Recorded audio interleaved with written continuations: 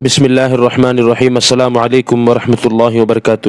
آج کے درس میں ہم انشاءاللہ آپ کو لائے نہیں اور لائے نفی کے درمیان چند ایسے آسان اور انوکھے فرق بتلائیں گے جس سے جان کر آپ کو بہت خوشی ہوگی۔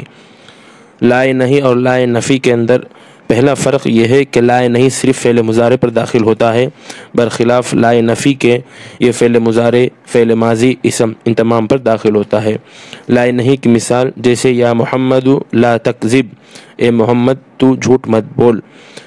لائے نفی کی مثال فلا صدق ولا صلی۔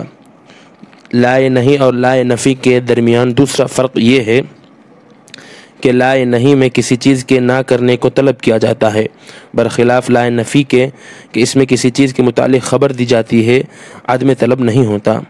تیسرا فرق یہ ہے کہ لائے نہیں فعل مضارع کو جزم دیتا ہے اور نون اعرابی کو گرا دیتا ہے، نیز فعل مضارع کے آخر میں اگر حرف علت ہو تو اسے گرا دیتا ہے۔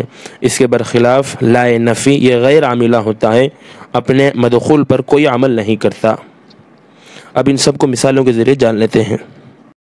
لائے نہیں کی مثال یا بنی لا تشرک باللہ لا تفسدوا فی الارض یا مؤمن لا ترضى عن الکفر۔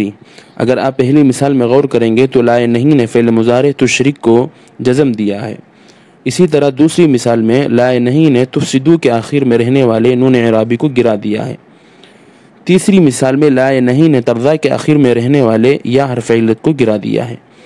برخلاف لائے نفی کے یہ افعال پر داخل ہونے کی صورت میں غیر عاملہ ہوتا ہے، اس کے مدخول پر کسی طرح کی کوئی تبدیلی نہیں آتی، جیسے لا ترضى عنك الكفار انتما لا تستغفران من اللہ انتم لا تنامون فی اللیل۔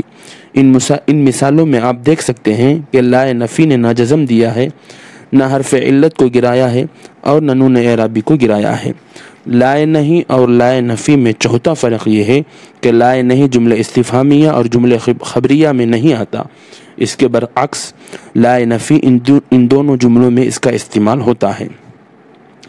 لہٰذا آپ لماذا لا تنظم وقتک یا احمد تو کہہ سکتے ہیں، لیکن آپ لماذا لا تنظم وقتک یا احمد نہیں کہہ سکتے۔ مطلب یہ ہے کہ لائے نہیں کو جملہ استفہامیہ میں آپ نہیں لا سکتے۔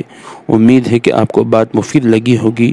اگر آپ کو فائدہ ہوا تو اس ویڈیو کو آگے شیئر کریں۔ السلام علیکم ورحمۃ اللہ۔